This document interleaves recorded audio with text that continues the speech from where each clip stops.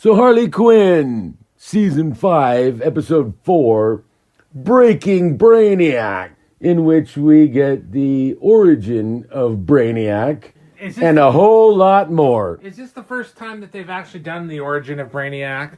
Like, I don't think so. Backstory behind, that he's just a central computer or some fucking thing?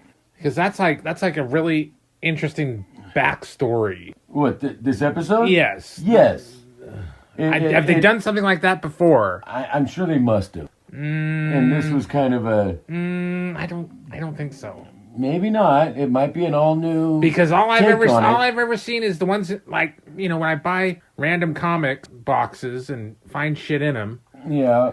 I always find, a Superboy or a Superman where he's in his fucking bicycle shorts and him and Luthor are wringing their hands menacingly.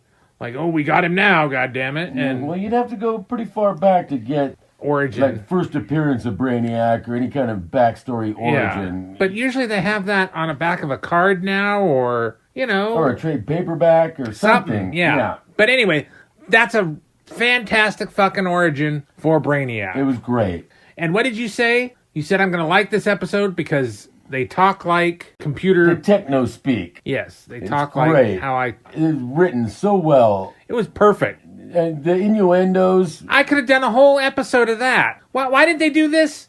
Like what they did with fucking Book of Boba Fett. They just stick fucking Brainiac in a whole fucking episode. It's much more interesting than these two fucking... Right, no, I mean... Carpet munchers, fuck. Pretty much, 75-80% of it was devoted to Brainiac's story. And how he came to Earth. Yes. And how he what did I say about, visited Krypton before it blew up. And what did I say about Metropolis? It looked like Kandor. Or a Kryptonian kind of... city. Yes. Or alien kind of architecture. Yes, And here it is. Oh, gee, I wonder why, because fucking... Yeah, Brainiac. And spoiler alert, Lena Luthor, I think she's playing both sides like any Luthor fucking does. Yeah. I think these two are in Metropolis to keep him at bay. That, and she's in cahoots with him. Yeah, but I think just getting all the technology... But I think she thinks that she's got the upper hand. Yeah. Because she's Lena Luthor. Yeah.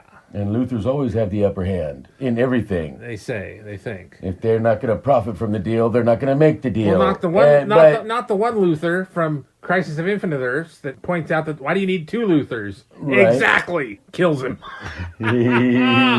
Anyway, yeah, I really like this episode.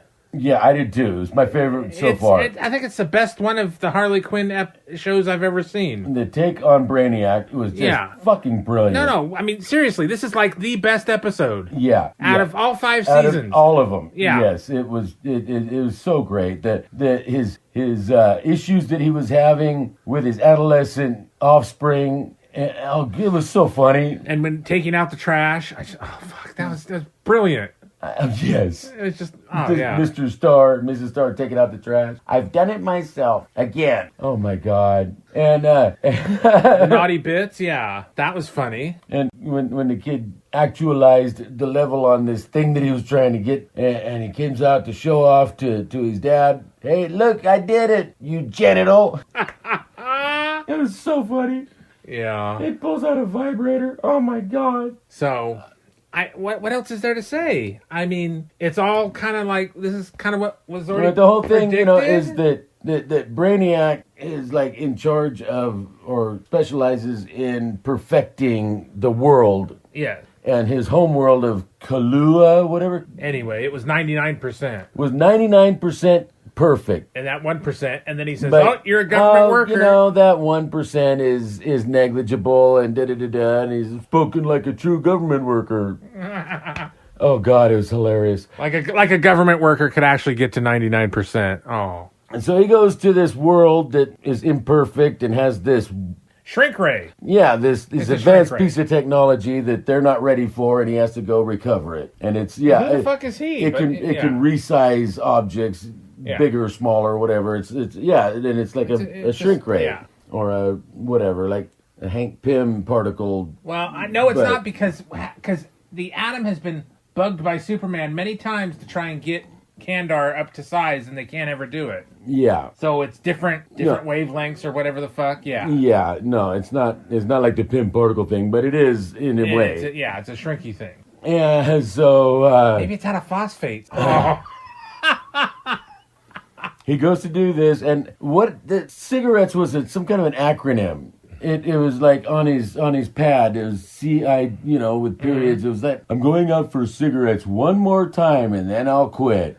I thought it was like the joke, like from Black Dynamite. Like it was that. I'm going out for cigarettes. Yes, but and the light turned motherfucking green. No, it was some kind of an acronym for his job. We're gonna get to Black Dynamite soon. Anyway.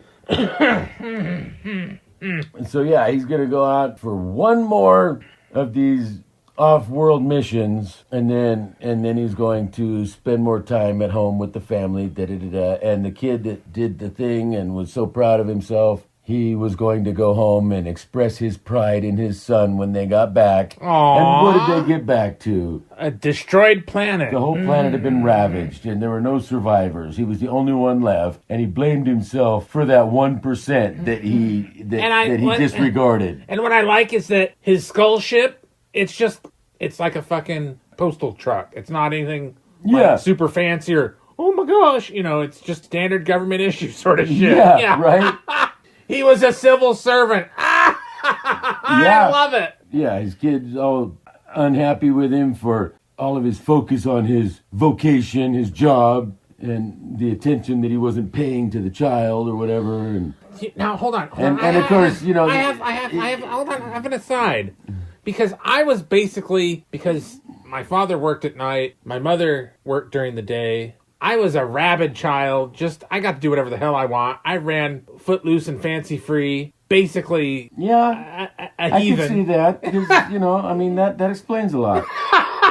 So, even me, man, I spent, I don't know, at least 3 or 4 years growing up with my dad out of the house all week. Yeah. And only home for the weekend. So, this kid bitching just... right. Yeah. We were always so excited when Dad got home Friday night. You can see that. Oh, my God. Anyway. I could totally see that.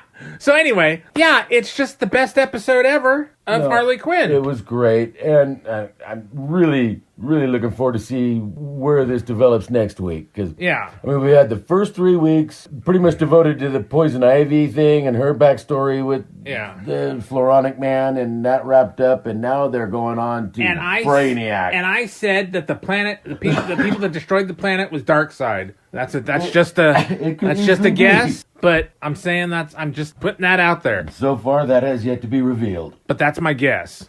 It wouldn't surprise me. Yeah. But it happened. Or that other guy, not Magog, the yellow guy. Oh, yeah. Fight World or whatever they call it. Yeah. Yeah, that could be that guy. Either one of those, yeah. Because basically, the yellow dude is... Or it could be just what Brainiac suspects, is that 1% imperfection that he disregarded was responsible, and he feels responsible.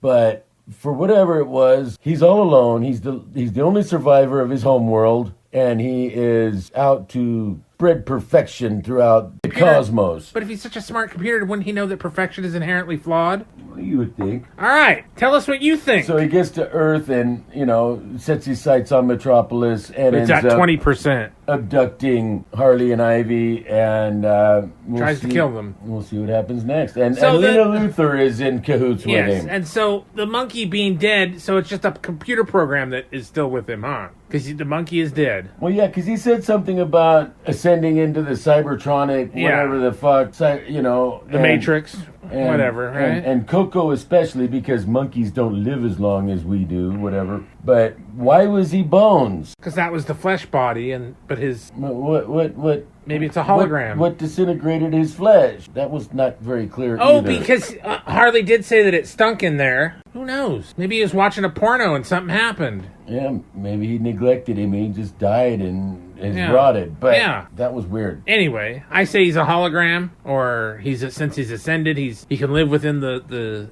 Oh, I'm sure, If nothing else, his consciousness has been uploaded into the Matrix or whatever. Yeah, into the mainframe. And we'll see that unfold. Into Teletran 1. Oh. All right. That's it. And on that happy note, Like, share, and subscribe.